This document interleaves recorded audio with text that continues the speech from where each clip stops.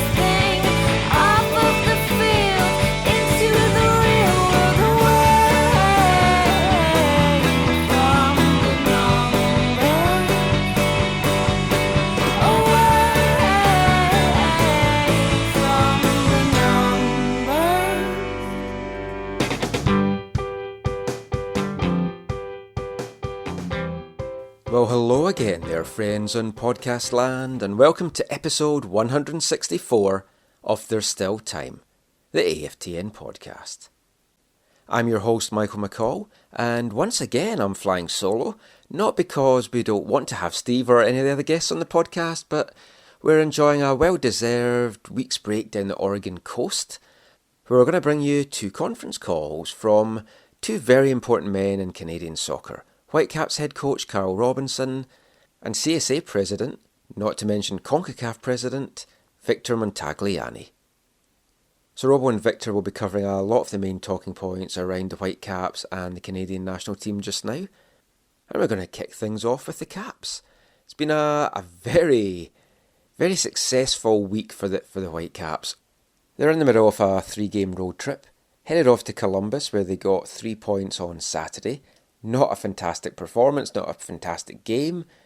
2 bad sides, but 3 points is 3 points. 3 goals as well, and Erik Hurtado actually found the back of the net. Stunning stuff, and it was a win that moved the Whitecaps up to 7th place in the West, with San Jose and Seattle tying. Both those teams, though, still do have 2 games in hand on the Whitecaps, making this Saturday's game against Seattle not just a must-win, but possibly it could go a long way to deciding the season. If the Whitecaps lose against Seattle at the Clink, even a draw, you kind of have to feel that their season, MLS-wise, it is basically over. But they've got other things to look forward to. 3 days after that win in Columbus, they headed south to Kansas City. Second rain delay in 2 games. Maybe they should kind of just only play when it rains.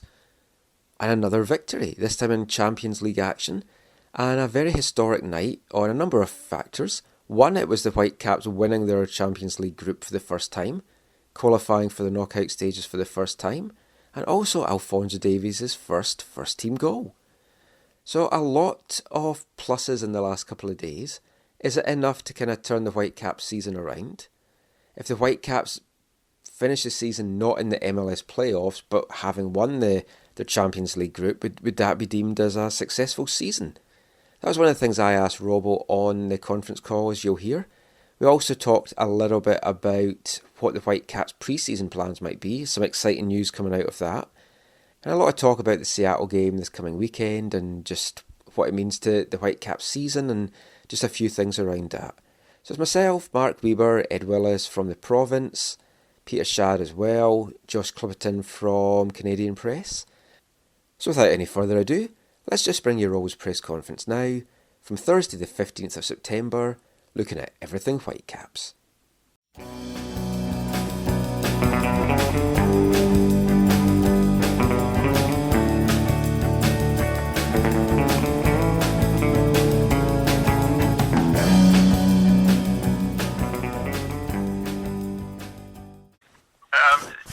Very strange scenario. The road team has won the last 5 meetings between you and Seattle. What do you put that down to? No idea. Absolutely no idea. To be honest, I think everyone will have their own view on it, an idea on it. It's not rocket science. It's the home teams have, for whatever reason, haven't managed to take care of business at home. So the away team has to get the advantage and obviously win games, but it very rarely happens in MLS, as we know. It's going to be obviously a difficult occasion for us. We enjoy coming here. We like playing against a very, very good team who've got very good players, and we need to be on top of our game on the weekend. Good. Hey Robo, it's Ed Willis from the province here. What do these last games what do these last games mean to your team and the plan you guys have had for developing it? You're winning, you're in the playoffs, and it seems like everything's substantiated. You lose. Does it make you rethink the direction this team's going? Yeah, I think it's a fair assessment of the team this year, and us as a group of coaches, what we've done is we found out a lot about our players this year, which is great because it's all very well when you're winning games, and we've done that a lot of times in the first two seasons where everyone's giving you plaudits and saying well done to you. You don't really find out about character of guys. You do find out about character guys when the chips are down and you've got to roll up your sleeves and fight and do the ugly jobs. And over the last 2 months, it's fair to say we've been well below our standards for whatever reason. And I questioned a few of them. I've asked them to do more, and they responded brilliantly. The last 5 games, even though we haven't got the results in all of them, New York, even LA, we probably didn't get what we deserved. We deserved to win that game. The performances have been absolutely, what I expect from them. So they've responded. But they've got to respond again on Saturday because Saturday is a massive game for both organisations and both teams in the race for the playoffs. So I've got to give them a lot of credit in the last 5 games for their performances, especially. Is that the team you think you've got? What they've seen, what they've shown you here in these last 5 games? Is that what you envisioned when this season started? Yes, without a doubt. But as we all know, in professional sports and soccer in general, consistency is the biggest thing. The top players are the most consistent ones for a reason. With young players, you do have inconsistencies, and when you have inconsistencies and you don't get results, unfortunately, confidence does start to wane. And we went through a period of 8 games, I think, without winning in Major League Soccer, even though we managed to win in Champions League play. So it has probably affected their confidence a little bit. But I remind them, you're doing a job you love. You're playing for a wonderful organisation, and you've got to get back to working hard and doing the basics. And eventually it turns, and I think over the last couple of games it's turned. We've had a little bit of luck, we know that, but we've deserved our luck because we put the work in. Carl, it's Josh with Canadian Press here. You talked about wanting to protect Alfonso this season because of how young he is, but after a performance like Tuesday, is it hard not to throw him back out there with how desperate things are right now? Well, it's a big game of football for us. We know that Alfonso did very, very well on Tuesday night. And our main aim on Tuesday night was to win that game. We haven't been performing getting as many results as we'd like to in the MLS to get to the playoffs, and we've got a lot of work to do to try and get ourselves into the playoffs in the last 5 games. And we wanted to make sure that we didn't lose focus on the Champions League, and that's why we played a very strong team, and that's why we took care of business on Tuesday night. And Alfonso had a very good game, strong game. He still had periods where he made wrong decisions at wrong times, but you can forgive a young player for doing that because senior players do that. So he didn't surprise me, his performance. I think it surprised a few, and everyone will probably write more than they should about him because he's so young and he's a special young talent. But it's not about protecting him in a certain way. It's just doing things right for young players, and I'll certainly do things right with the young boy. And just to follow up, if I might, will it be weird for you to not see Siggy on the sideline on Saturday? It will. I'll be quite sad about it. Obviously, Brian has took charge now till the end of the season. I know Brian well, but it'll be sad not to see Siggy. We've had some good battles, and I've got total respect for the guy because he's arguably, if not the best, one of the best up there with Bruce as the top coaches. And I spoke to him since, and Ziggy will be back in management before you know it. So yeah, it will be different and strange, but it would be nice if we can win the game without Ziggy or with Ziggy. It wouldn't matter.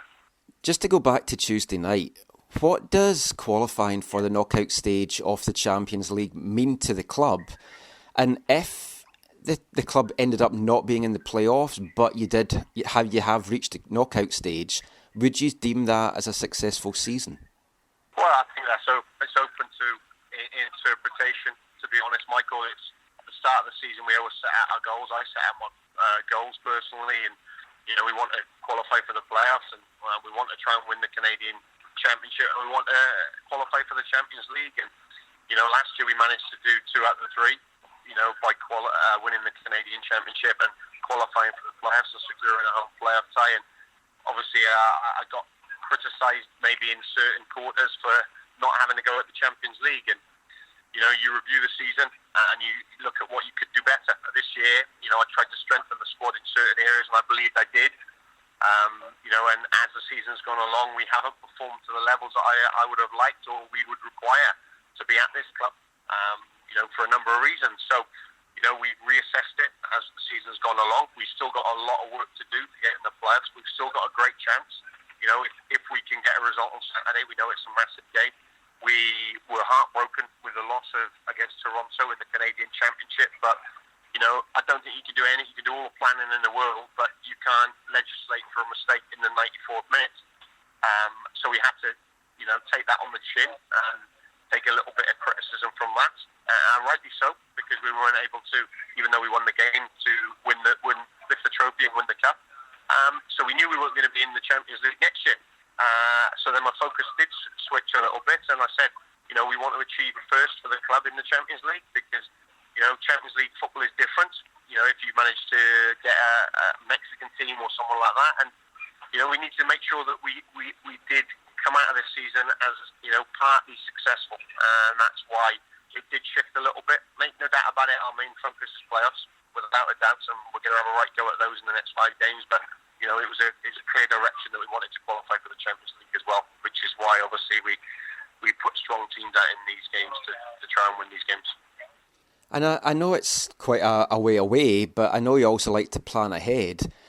Qualifying for the knockout stage now, how much does that affect or make you have to adjust your pre-season plans? Do you know what, Michael? We've been speaking, over the last maybe 2 months about pre-season for next year, because I want to shake it up. I want to freshen things up in certain quarters, and we're going to do something a little bit different in pre-season. Go to Europe. Nice. Part of me reviewing the season was, analysing what was good at the start of the year and what wasn't. And there's a few areas that I've identified that need to be a lot better. We got off to a slow start. Players weren't up to speed, and I'll take responsibility for that, even though they will have to as well. But next year that will not happen. We've got obviously we'll play in the Champions League quarterfinals earlier, so we'll have to be right on top form earlier. Up to speed earlier, so that means as fitness levels earlier. That means we as staff have got to be more organised a little bit earlier, and we will be. So pre-season will change a little bit, but it was going to change anyway based upon the start we've got off to this season. So as soon as I know a little bit more, I will fill you in where we're going and when. That's great. Thanks so much, Carol. It's Ed again. You talked about the character you guys are showing here in the last 5 games. Do you have enough quality in your lineup to play against the playoff teams in the West? Well, we'll see. We certainly will see. And what we've done over the last 5 games is give ourselves a chance due to the players' commitment and their fighting spirit. And there's been times this year where we probably relied a little bit just on our quality, and we haven't actually gone to war with teams and made them earn their victory. We've been good away from home, decent away from home, and we haven't been good enough at home. It's fair to say. Our last 2 games at home against San Jose and New York, we did okay against San Jose, and I thought we were very, very good against New York, but we didn't get the luck that we probably felt we deserved. We had a number of chances, we didn't take it, but what do? You get back to work, and whether we've got the quality, only time will tell. That's something that we'll have to look at next year. We know we need to bring in more quality because games are won and lost in both boxes, and we haven't been as clinical enough as I'd like in the opposition boxes. We've had a number of chances, as has been highlighted in the majority of our home games this year, and we haven't been able to take them. So part of my job is to make sure that doesn't happen next year. But we do need a little bit more quality. We know that to help the guys that we've already got here. But we'll see. Next 5 games will tell us a lot. Carl, it's Mark. Any update on Kakuta? Is there any hope that he might be back at any point in the season? And will that maybe depend on whether you're in the race or not still? Yeah, he's still a few weeks away, to be honest. And if you look at this Saturday's game and next Saturday's game, if we don't pick up maximum points or whatever, and that's what we're going to try and go for, then it could be taken out of our hands, because it's not in our hands at the moment. Unfortunately, we're 4 points behind teams who've got games in hand, so we are facing a little uphill battle. We have to be honest and admit that, but we've still got a chance. So in the next 2 weeks, we'll see. Hopefully, he will be back. He has been missed for us. We know that. It's give other players an opportunity. But it is what it is. Everyone deals with injuries, and you can either sulk about it and use it as an excuse, or you can get on with it and deal with it. And we've dealt with it. We have missed him, but he's a good player, so that's the reason we've missed him. Just a quick one for me again. You came into the season wanting to, you'd had 2 years of being defensively solid, and you wanted to be able to change the way you guys played a little bit, keep the ball a bit more, break teams down in possession a bit more.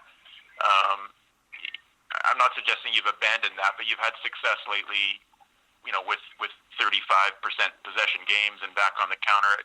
When did you sort of make that conscious decision to, return to that sort of formula, and that was the best route forward for now? Is that fair to say that that's been quite a conscious shift? Yeah, I think turn this around. I think you're spot on in relation to the last 4 or 5 games. At home it's different.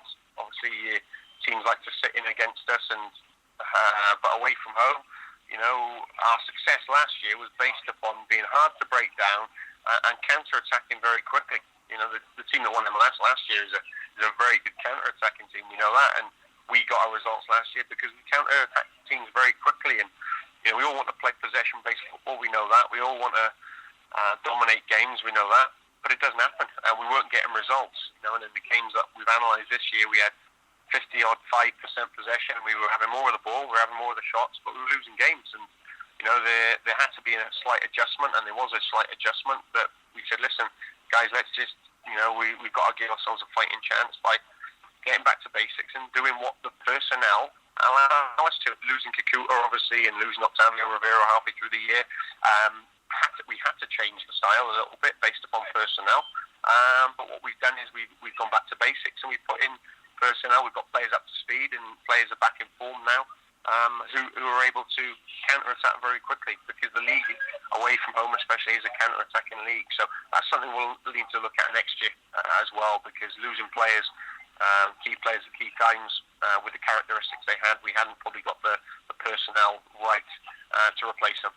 So that'll be a big recruitment thing for us next year. So that's a fair assessment to say. It doesn't matter about possession. We all want the ball, but scoring goals. Carl, did you see from David Edgar, especially on the Hurtado 3-1 goal in Columbus, that leadership that you've been craving, and are you starting to really feel his influence now in the dressing room?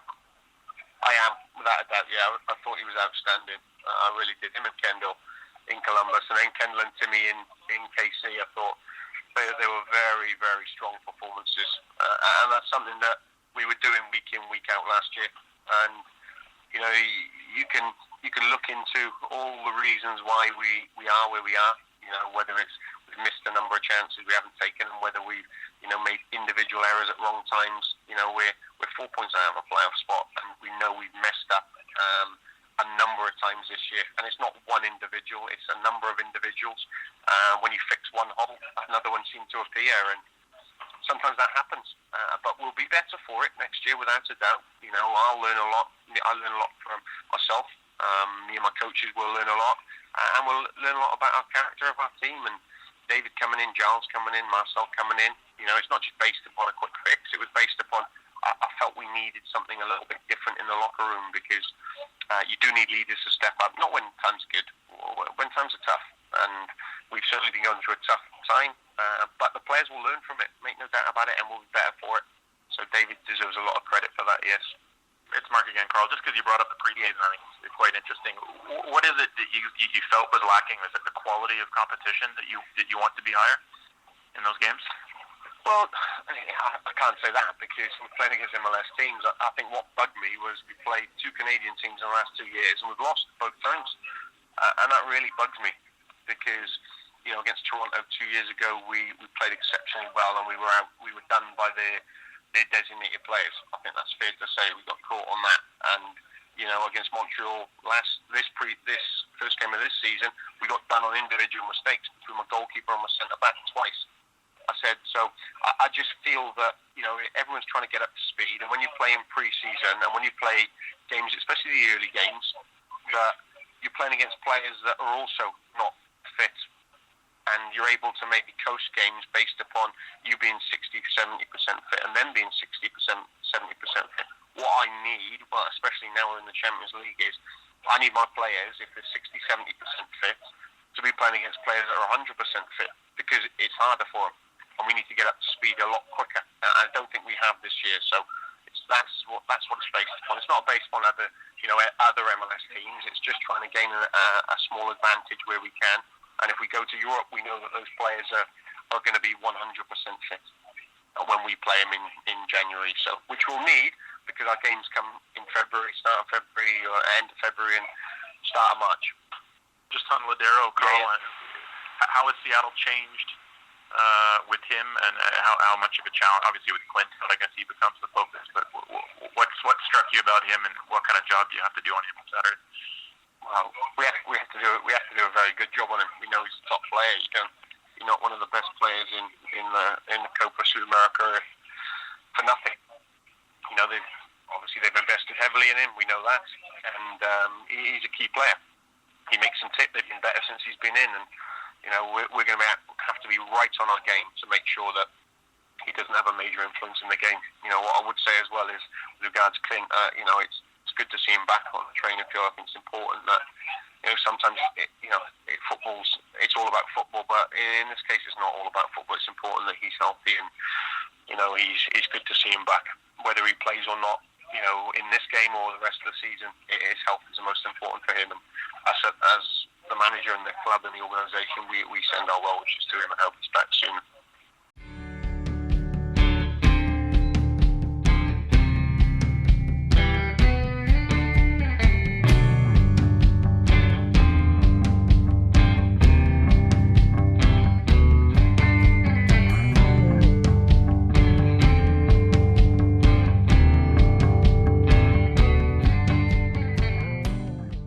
So Robbo there, looking at the games that's just passed, the wins in Columbus and Kansas City, and looking ahead to Saturday's game against Seattle.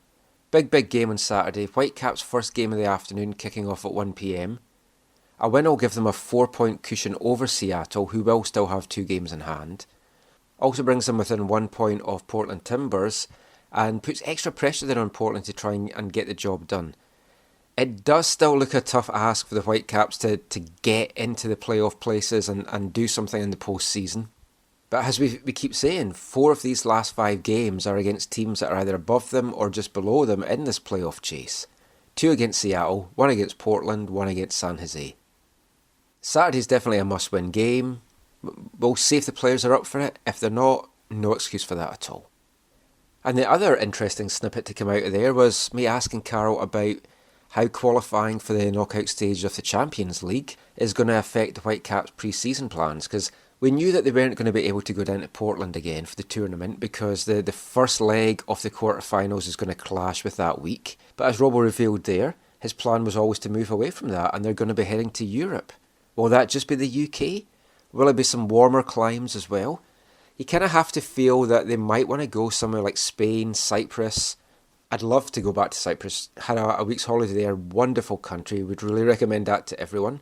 Malta's another possibility as well. But going somewhere like that, getting the heat, getting a little bit acclimatised to what the weather's going to be like for their away game in the CCL quarterfinals, whether it's Mexico or somewhere else in the CONCACAF region. You've also got a guarantee that the games are going to be on, because so many games are called off in the UK in January. Going over there, unless you're playing on a turf pitch somewhere, you're not going to have a guarantee that the games are going to be on. I'd like to maybe see a bit of a split. Some games in the UK, some games somewhere in mainland Europe. Be a fantastic pre-season trip. Something I've been looking forward to and hoping for ever since I moved over here. That I was always kind of talking to Carol and joking with him before that he needs to go back to the UK and play some games there. And the Whitecaps do have history of that. They went over for 3 trips during their NASL days. 1980 they went over in March, played 3 games there, lost 2-1 to Leeds United, drew 0-0 with Bristol City, and lost 3-1 to Southampton. The following year, they obviously had a lot of attention that year coming over as NASL champions as well, so that got a lot of interest from the crowd over there. They returned in 1981 as well. They had a couple of games in Ireland against the University of Dublin, which they drew 1-1, and Athlone Town, which they lost 1-0, before heading back into the London area and playing Wycombe Wanderers, which they won 4-0 in that game, and then they lost 1-0 to Watford. Then they wrapped up their tour with a 2-1 defeat up at Sheffield Wednesday. That was another March trip as well, but they returned for a weird one-off game in October that year where they drew 2-2 with Nottingham Forest. So a lot of history there. We're actually going to do a feature on that, coincidentally, because we didn't know this was going to be coming, but we've been working on a feature around those games and just the NASL clubs that did go over to the UK. I've got a number of programmes from that, so we'll bring you some fun stuff from that over the next few weeks. But enough Whitecaps talk. Let's turn our attention now to Canada. Big news this week being Canadian national team coach Benito Floro was sacked on Wednesday.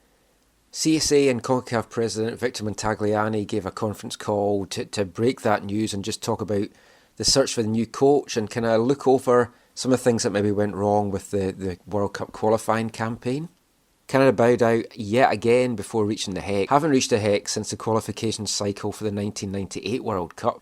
Whole generation doesn't know what it's like to be at a World Cup final or even be in the hex to kind of almost get there. So Victor talked about a number of things, so we're going to bring you the full conference call now. Unlike the Whitecaps one, we kind of cut out a lot of the pleasantries of people just thanking Victor and saying who they were, just to kind of get it moving a little bit smoother. But let's bring you the conference call now with Victor Montagliani.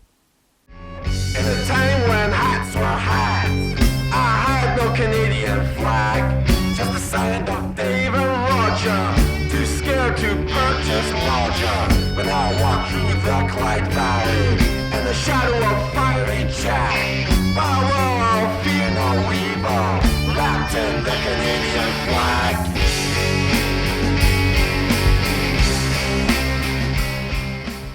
Wanted to confirm that Canadian soccer, first of all, I would like to thank Benito Floro for his professionalism and integrity during his tenure as a coach, but the Federation has opted not to renew his contract, and therefore he will no longer be our men's national team coach. We will continue, obviously, to invest in the program, as we have in the past, with respect to all the things that we've done and built up, and we will continue to do that. But as it relates to our head coach, we have elected not to renew the option on the contract, and we are moving on. When you hired Benito, you said you have to walk before you can run. Many of his players spoke highly of his methods and what they had learned under him. Can you explain why he's not being kept then? Is it simply because the results weren't good enough? Yeah, no, I agree with you. I think our commitment to this program, I think, is simply from a holistic standpoint, in terms of how we now invest in the program, and the players will speak to it, is significantly different than what it's been in the past. We've taken a long-term approach to this program, knowing that we need to build. This was the first block. I think Benito has brought a lot to the program from a technical, tactical perspective. At the end of the day, it is a results business, but I think in terms of the direction that we're pointing, the amount of players we brought through, the young players that we brought through, how we approach qualification in terms of preparation on and off the field. Those are all things that have been brought to an international level the last 4 years, and I think it bodes us well as we move forward. And I think, as we move forward, I think the program needs now another elevation. I guess from I think in a lot of ways we need to double down on this program in terms of an investment standpoint, and not just monetarily necessarily, but also how we do it. So we're not going to be going fallow. We'll be playing in October. We'll be playing in November, and we'll continue preparation to the Gold Cup. But as it relates to head coaches, it's football, and I think we now need to move on. Maybe kind of a two-part question. Did Benito express an interest to stay on? And the second one would be who's going to lead kind of in the interim, or will there be an interim? And how long before you'd like to make a decision on who the coach is going to be for the next cycle? Yeah, no, there was no interest per se. I think Benito, being a professional, knows what this business is all about, and this is a business after all. So there was no discussions on that point, but the discussion in terms of parting ways was very cordial, very professional, and Benito is a gentleman, as we all know. So no issues there. In terms of how we move forward, I think Peter and I and others within the federation will now sit down and look internally how we're going to deal with the rest of the year, because we've got 2 FIFA dates that we want to finalize matches for, and then we'll deal with that internally. On an interim basis, we'll make that announcement somewhere down the road here before the next fixtures. And then from a long-term perspective, there's no timetable, there's no rush, obviously, but we also want to be exhaustive and cast a net, as they say, rather than a fishing rod, and then see how we want to move forward after that. I'm not sure how much of social media you pay attention to, but you had quite a number of ex-Canadian internationals, including Craig Forrest, sort of voiced their concerns during the campaign, during the tail end of it, and the mood around the program seems to be for a Canadian to be the coach. Do you have any thoughts on what you're going to be looking for in a new coach, and will it be important to have a Canadian or not?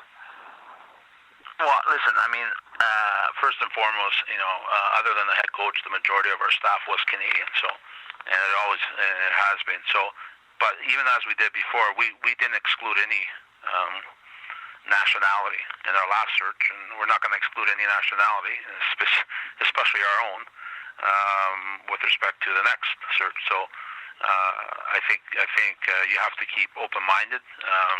We're not like some countries where Italy or Spain, where I don't ever see those countries ever hiring anything other than internally, because they got probably a stack of coaches that they can choose from. The reality of our situation is we do have domestic candidates, but we also have to look elsewhere as well, as we have in the past, as we have in the present, and as we will in the future. I don't think we're excluding anybody, and specifically our own.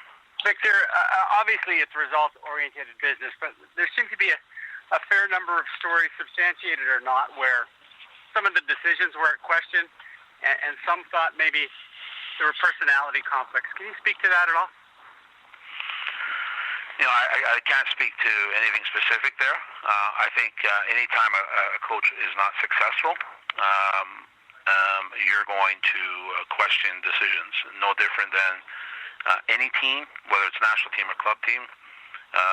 There's times when, whether it's my own club that I hold dear, which I won't mention which club it is, because I'll keep that private, when I sit there and go, what the hell is he doing? So I think that's part of the game. It's the nature of the business where, ultimately coaches will always be questioned, and specifically when there's no success, the questions are maybe not different, but maybe a little louder. So that there was questions with respect to whatever they may be, hey, fair enough. I think that's par for the course of football. In Benito, what turned out to be Benito Floro's last press conference in the aftermath of last Tuesday's game, he spoke about some of the impediments that he faced as the Canadian national team manager. The one that he mentioned first and foremost was the lack of a national domestic professional league for Canadian players to take part in. We did see some reporting coming out last week about the prospect of the new Canadian Pro League launching in 2018. Can either of you say anything official at this point about where things are in terms of the progress at league coming to fruition?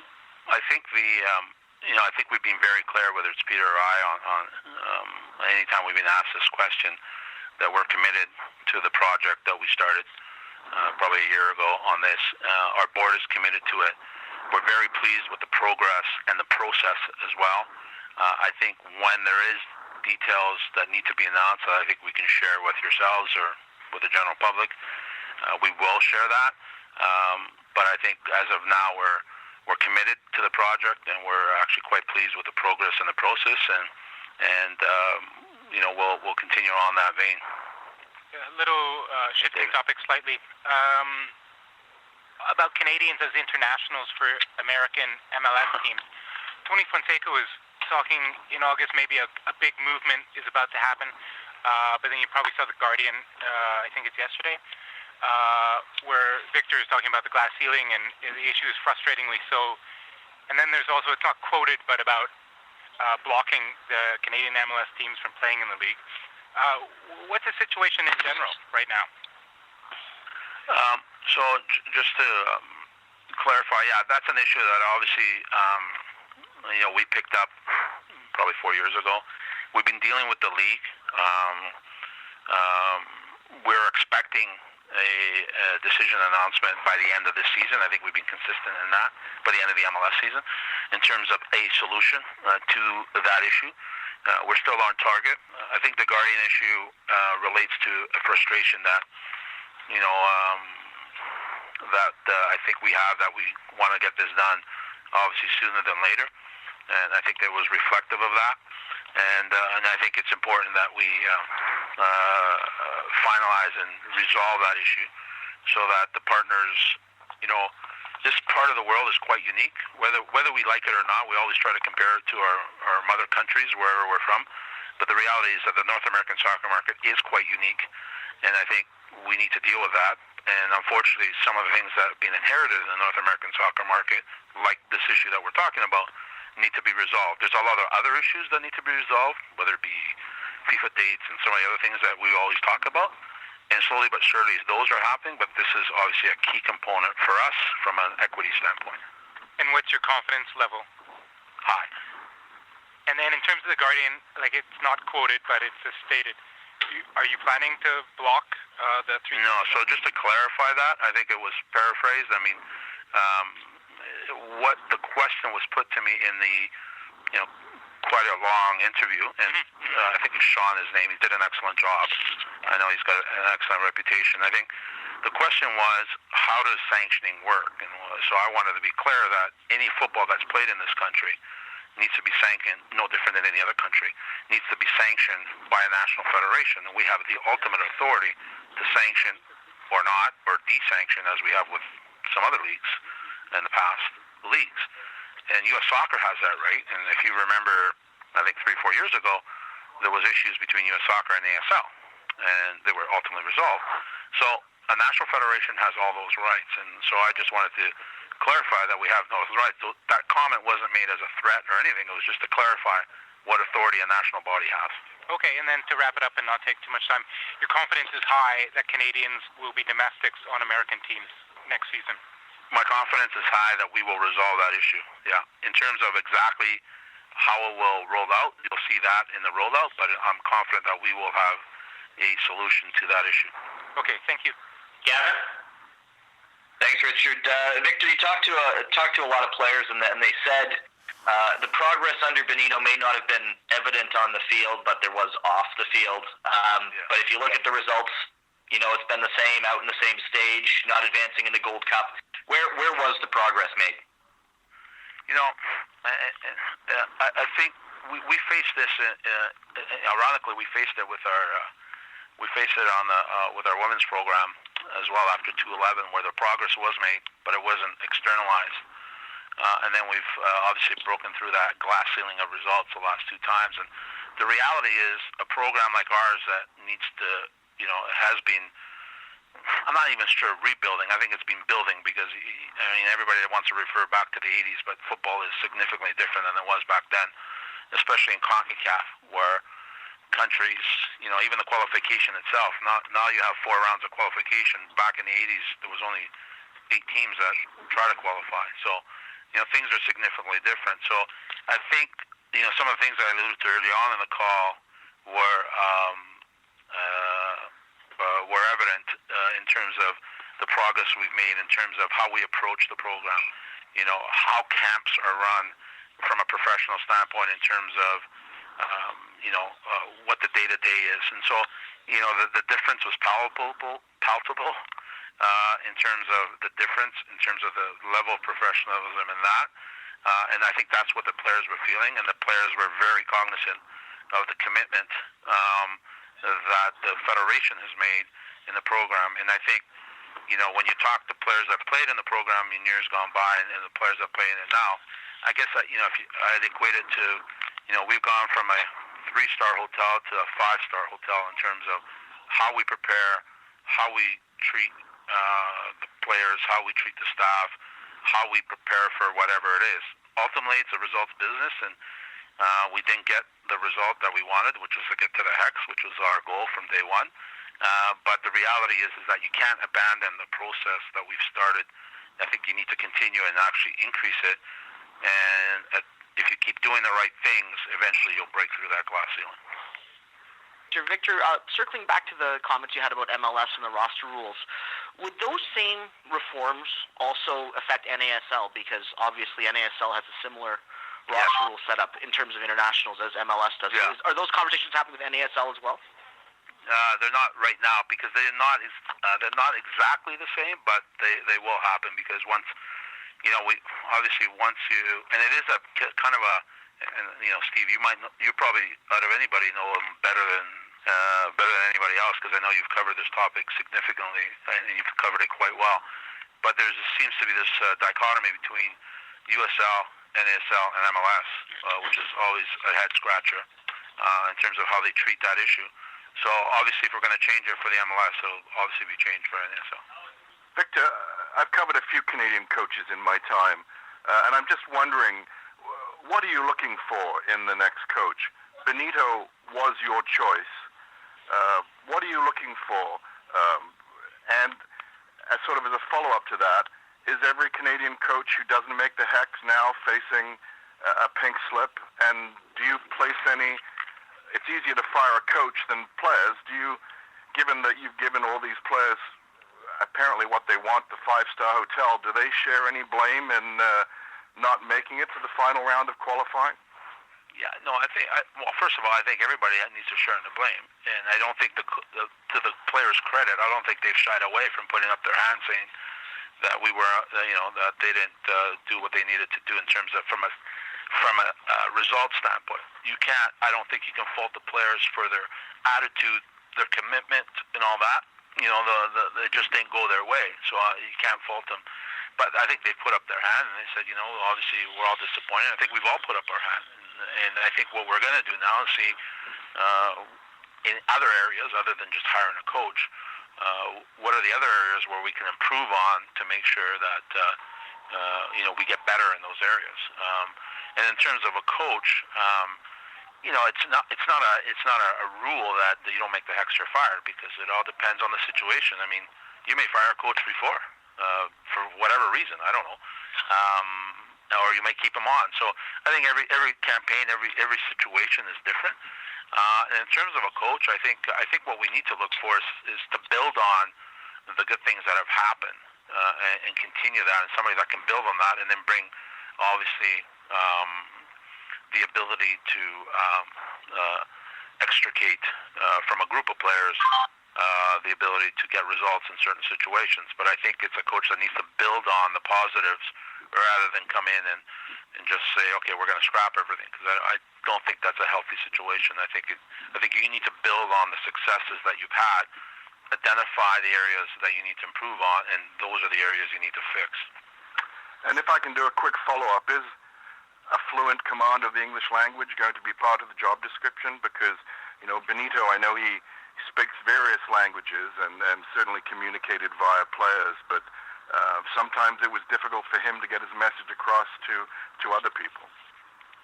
The media is what you're referring to, Neil? Well, I mean, if we had trouble understanding him, I'm sure other people did as well.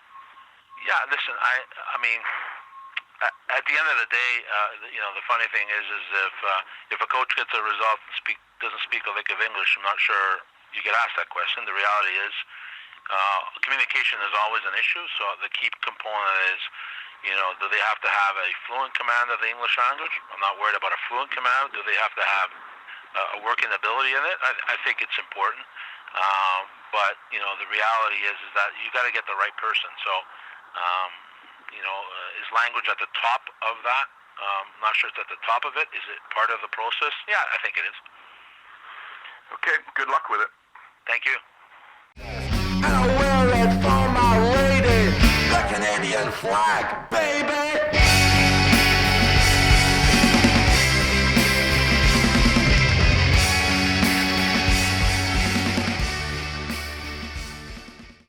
So Victor Montagliani there, announcing the departure of Benito Floro. No real surprise there. I think everyone expected him to be moving on pretty soon after Canada crashed out of World Cup qualifying again. I kind of had a sneaking feeling that he may kind of hang around in a director of football role just to kind of have a bit of a transition for a year or two, but that's not going to happen. So the search is on now, of course, for a new head coach for the national team. A lot of names been put in the frame, a lot of different opinions on it as well. Some want another foreign coach, someone that's maybe done it at international level with another country. Big push as well online and just chatter in social media that it should be a Canadian that takes the reins this time, someone that understands the system and that can revamp it from the bottom up. Nick Dazovic is a name that's often thrown out, although it is a name that's often thrown out by people that are his friends, so you maybe have to take that with a little bit of a pinch of salt. Would he be the right man for the job? I'd like to see him involved, maybe as an assistant capacity, but I do feel that it needs to be somebody that has maybe coached at international level at the top level.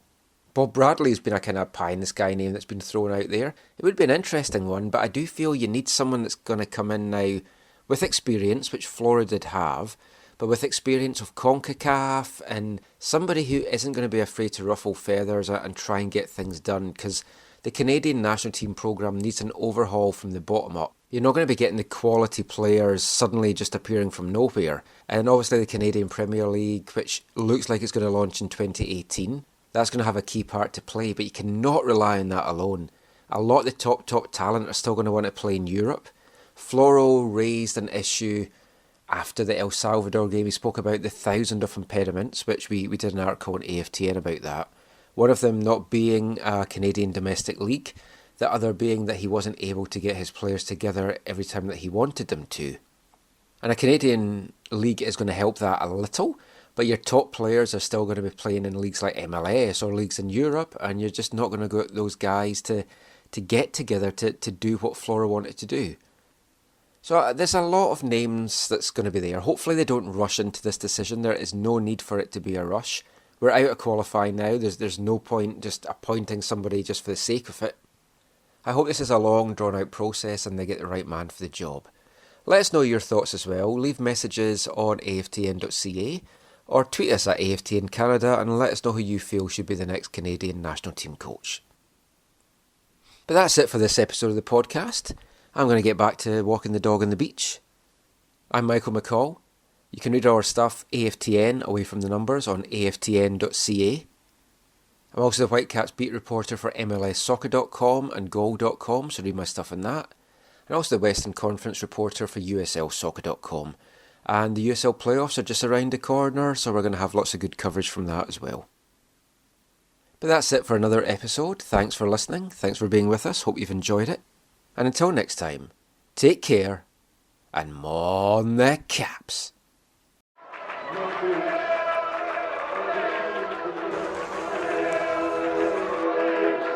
Going to your first match is an experience you never forget. The atmosphere of what's going on around the pitch looks beautiful and you always look and go, wow, I'd love to play here one day. If you get the bug, it's going to stay with you for life.